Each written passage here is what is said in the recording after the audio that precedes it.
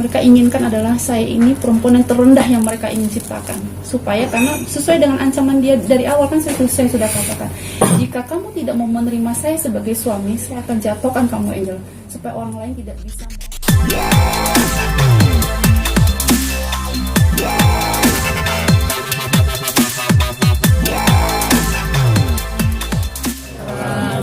Terima kasih teman-teman, rekan-rekan media sudah datang siang hari ini menjelang sore ya.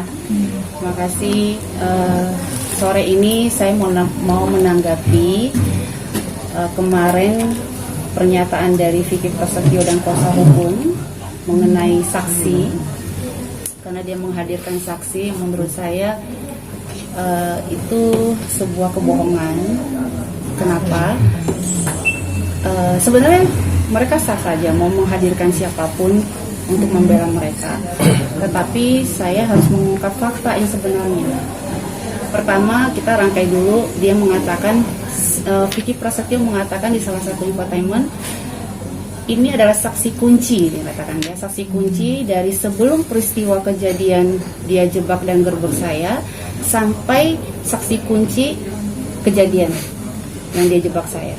Artinya kan di situ dia menggiring opini bahwa supir ini bekerja sama saya sebelum penggerbekan, yaitu tahun 2018.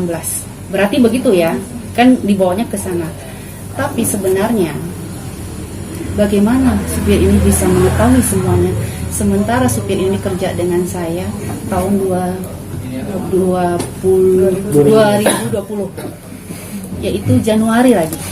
Artinya kan masa jedahnya ini ada 1 tahun lebih bahkan, ya kan? Nah, sekarang saya kembalikan kepada masyarakat dan teman-teman media nih. Apa yang dimaksud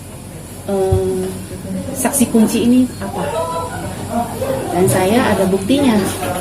Bukti saya mentransfer supir gaji pertama di bulan nih, saya sampai ngeprint semua ini. Saya mau make sure nih, karena kemarin kan supir saya mengatakan bahwa 2019 dia katakan. Oke lah, anggap itu 2019. Berarti kan jauh beda juga dengan kejadian 2018. Terus saya mau make sure nih, sampai saya print tadi ke bank sebelum saya kesini. Apa benar nggak sih 2019? Mungkin saya yang salah. Make sure tidak ada nama beliau. Muncul-muncul namanya dia ada di nih Januari. Ini sudah nggak ada ya. 2019 saja udah nggak ada nama dia. Muncul di 2020 Januari. Gajian pertama ini ada di sini. Nih. Ya. Dan sampai Maret berarti. Ini nggak usah satu-satu banyak ya. Langsung depan, langsung akhir aja. Sampai ke Maret. Bulan apa?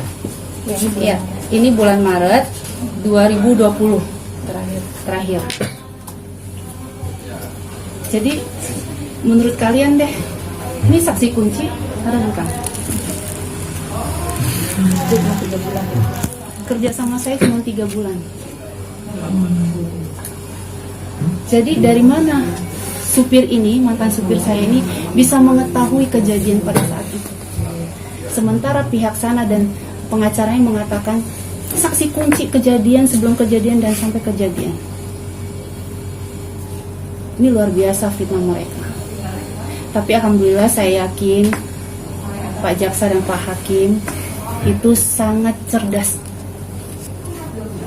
memvonis seseorang.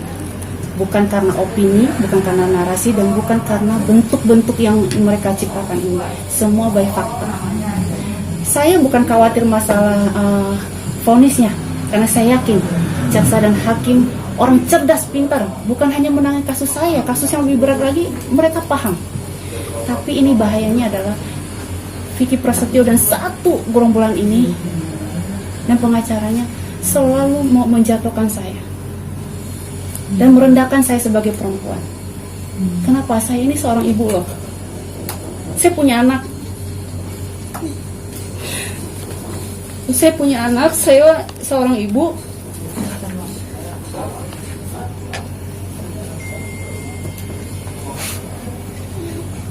kalau berita terus ditayangkan dan menjatuhkan saya, mengatakan saya bawa laki-laki keluar masuk di rumah saya, bagaimana perasaan anak saya? Anak saya sudah mulai besar, perempuan.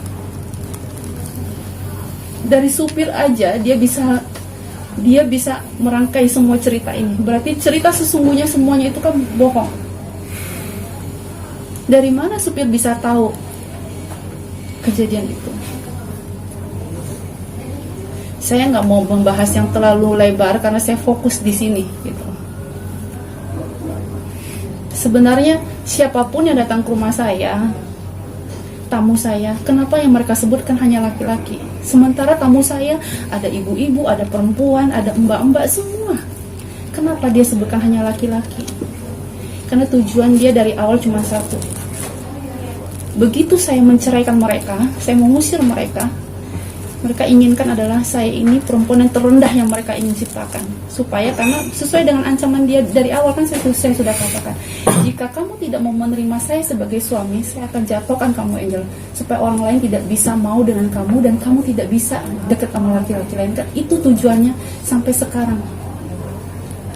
Itu motifnya. Sekarang ini kan dia sudah jadi tersangka, sudah ditahan. Berarti ada unsur pidana yang memang dia bisa dikatakan tersangka dan pantas untuk ditahan. Ini bukan kata saya loh. Ini dia yang menahan dia itu bukan saya loh. Fakta. Tapi yang dia giring di opini adalah apa? Cerita yang tidak-tidak. Nggak ada hubungannya dengan yang tamu saya mau datang, mau apa, mau nginep sekalipun. Nggak ada hubungannya dengan ini semua. Apalagi ini bohong semuanya. Terus saya mau luruskan lagi, dia katakan Tovan adalah orang kejaksaan, instansi pemerintahan. Iya, dia mengatakan orang pemerintahan.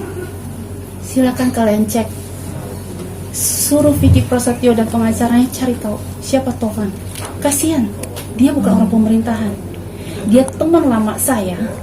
Karena dia tahu kondisi saya, satu keluarga termasuk ibunya sudah sayang dengan saya, datang ke rumah saya. Waktu itu kejadian papa saya juga lagi meninggal. Artinya yang keluar masuk di rumah saya itu banyak banget yang memberikan dukungan terhadap saya, berduka. Kan kalian tahu kan berita yang papa saya meninggal yang saya nggak bisa nguburin, hanya lewat Zoom doang. Jadi keluar masuk siang malam subuh orang berikan dukungan kepada saya, apa itu salah? Terus dikatakan Vicky aman, nelfon supir saya untuk buka pagar, apa itu salah? Karena Vicky Aman datang ke rumah saya, iya. Kenapa? Karena pada saat itu menjalankan persidangan, ya kan? Proses persidangan. Wajar nggak kalau saya dan dia sering ketemu membicarakan tentang ini? Saya nggak mau bohong, ini kenyataannya. Orang saya ketemu Vicky Aman, ya kita ketemu tapi nggak berdua, dan itu ada pengacara saya di dalam rumah saya. Kenapa supir saya ini diajarin bohong seperti demikian? Harusnya katakan loh, oh iya di dalam ada pengacara, oh iya ini Vicky Alman datang memang tengah malam. Kenapa Vicky Alman datangnya tengah malam? Karena kalian tahu dia lagi syuting juga.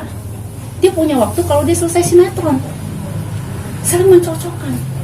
Dan kebetulan lagi masa COVID, saya nggak mungkin ketemu orang di luar, lebih baik di rumah. Dan tutup kan jam-jam 7 malam. Iya kan? Terus apa masalahnya? Gitu.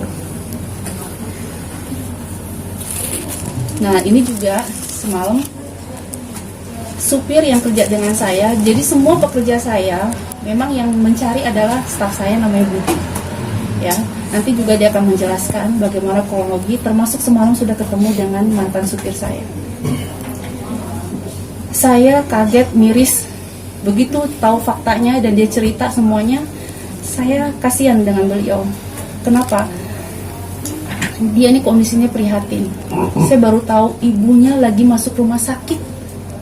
Dan Budi ketemu dengan dia itu semalam di rumah sakit, ibunya lagi dirawat di sana.